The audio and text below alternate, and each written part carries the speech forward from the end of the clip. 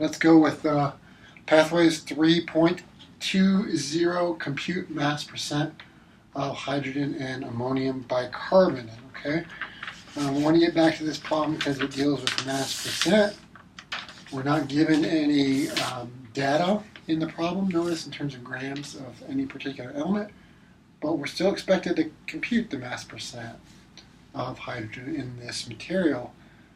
So there must be a trick to this, right?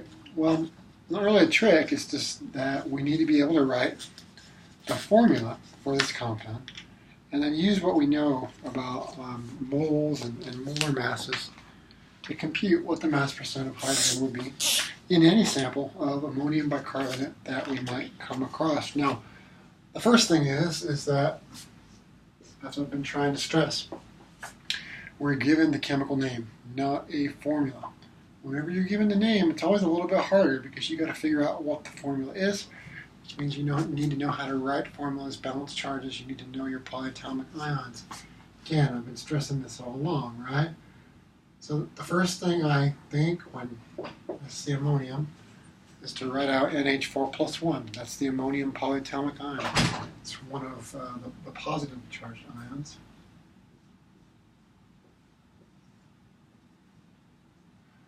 The next thing that I think is to write bicarbonate, which is HCO3 minus 1. If it had another H, if it was H2CO3 in neutral, it would be carbonic acid if it's dissolved in water. Okay, so this is bicarbonate. Without the 8, it's just carbonate. So we can pair these up to make an ionic compound in a 1-to-1 fashion. The ammonium's plus 1, bicarbonate's minus 1, and we're set. Now, we need to compute the mass percent of an element. Stands to reason we could be helped along the way if we come up with an equation.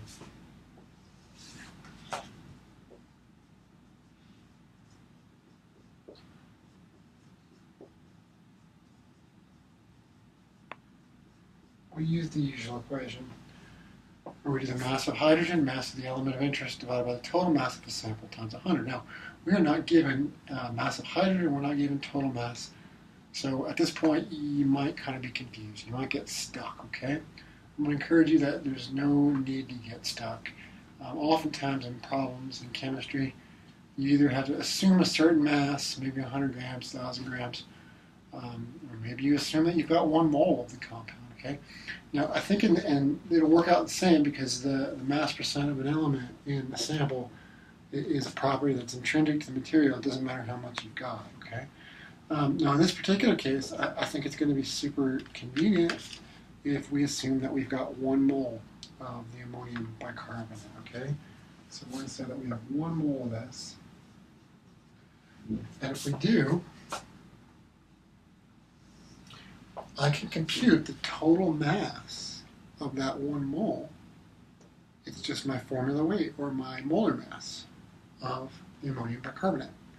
So I have to add up the parts, right? Figure out what part's going to that. So if I think about that, it looks like I've got 1 mole. So 1 mole of that has 1 mole of nitrogen atoms.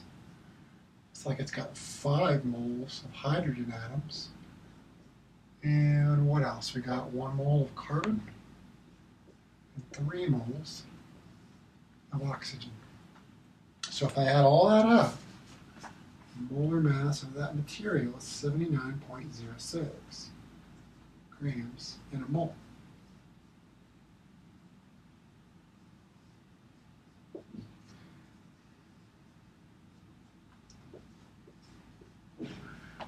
Now in the numerator at the top of that fraction, I need to add another number.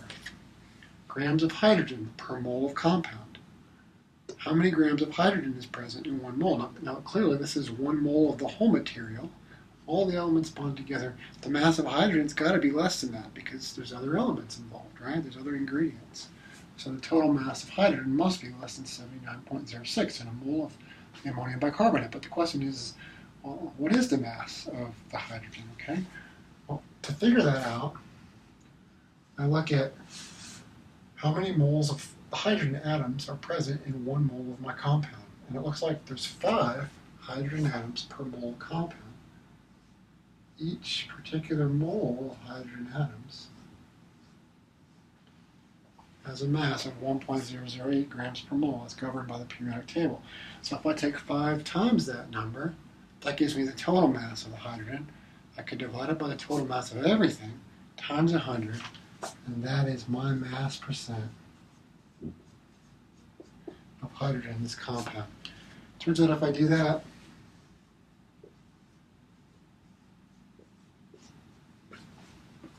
the answer that I get is right about 6.4%, a little under 6.4%, okay? So here's an example where we're computing the mass percent, but we still need to know how to write the formula. Always an important skill, okay? Let's go on to part B of this problem.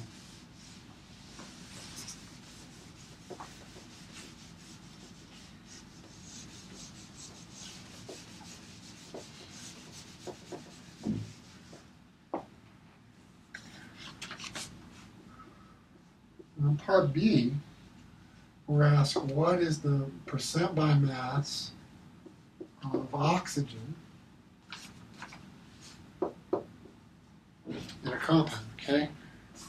What is the percent oxygen? Now, they give us the name. It's a long name. Sodium dihydrogen phosphate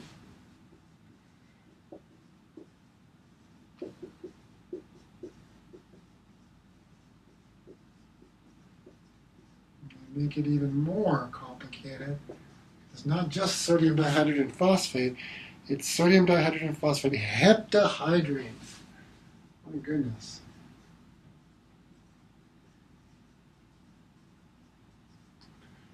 We're making our lives difficult here. We really got to think about what's going on.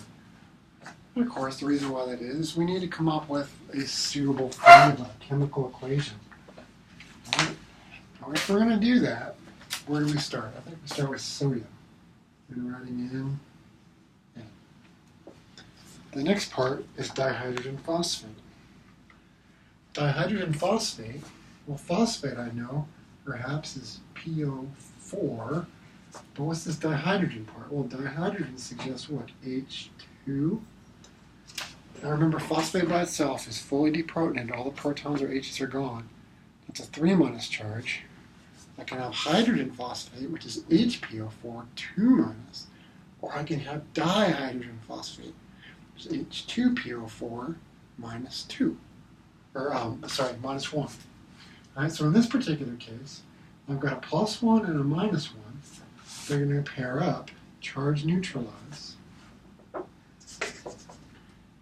form the salt. But I'm not done, because I've got a heptahydrate. What's that part? Well, as the name suggests, heptahydrate also has 7 waters that tag along for the journey in the crystalline structure. Okay, we want the percent oxygen in this particular compound. So, again, if I want percent mass of an element here in oxygen, it's a good idea to come up with an equation.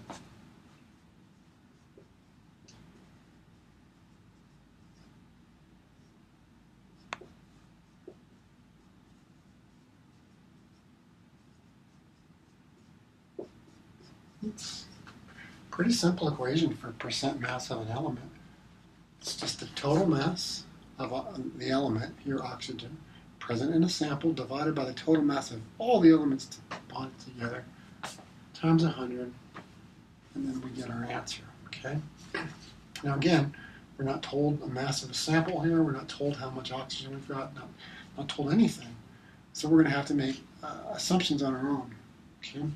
We might assume 100 grams, we might assume 1,000 grams, we might assume 1 mole. It turns out, regardless of what you make as an assumption, you're going to end up with the same answer. So you really can't go wrong as long as you work the math right. But from experience, I know it's pretty convenient usually to assume for these types of problems that we've got 1 mole of the material, okay? So I'm going to say that I've got 1 mole again of this stuff. I could assume a different amount. As long as I do my work right, I'll get the right answer. But it's just convenient to assume a mole.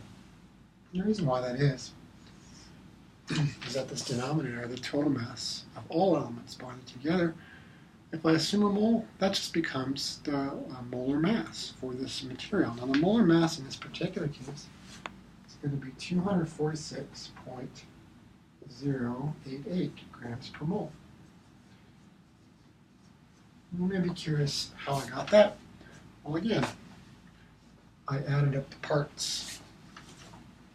For every 1 mole of that, I need to include, where my ingredients are, 1 mole of sodium atoms, right? I need 1 mole of phosphorus atoms. How many moles of hydrogen atoms do I need? Well, there's 2 here. And then over here, there's 7 copies of water. So 7 times 2, I need 14 hydrogens to make just the water, and I need to add 2 more. So I think, boy, I need 16 copies of hydrogen. That's quite a bit of hydrogen. And now I need to worry about the oxygen. Well, for the water, I need 7 copies, and I need to add 4 here. So that's 11 copies of the oxygen. Okay? So if you add up all those parts, you end up getting this number, 246.088 grams per mole.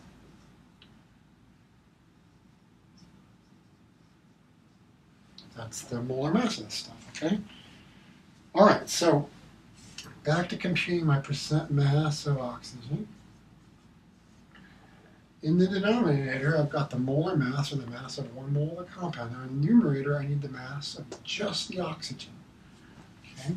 Now the number on the periodic table for the molar mass of oxygen atoms is 16 grams per mole.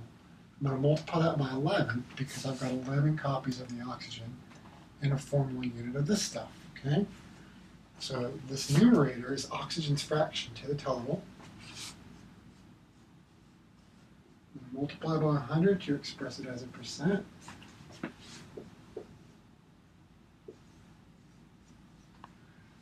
And in this particular case, this material is 71.52% by mass oxygen.